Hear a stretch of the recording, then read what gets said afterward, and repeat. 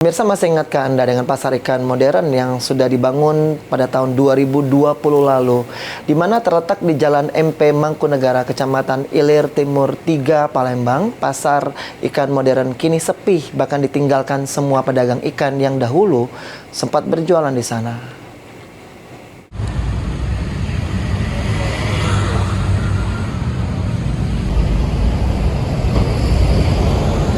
Pasar ikan modern yang terletak di Jalan MP Mangkunegara, Kecamatan Ilir Timur 3, kini tampak sepi dan terbengkalai.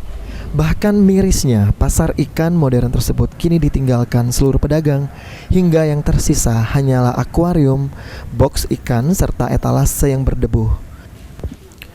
Mita, salah seorang warga sekitar, mengungkapkan pasar ikan tersebut sudah ditinggalkan para pedagang sejak hampir 2 tahun lalu. Usai ditinggalkan pedagang, pasar tersebut juga tidak mendapat perawatan hingga sejumlah barang di pasar seperti kabel listrik dicuri orang.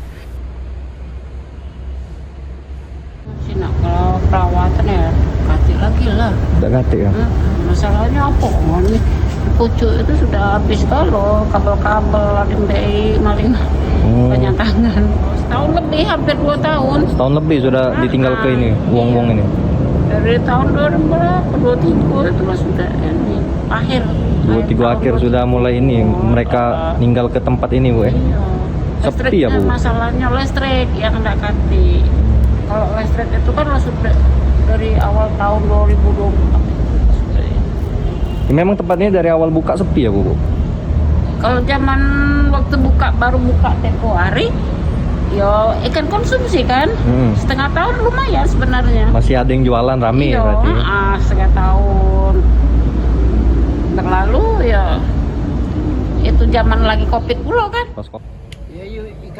Hal senada juga disampaikan warga lainnya. Bakarudin, para pedagang ikan hias sempat menjadi yang terakhir berjualan di pasar tersebut.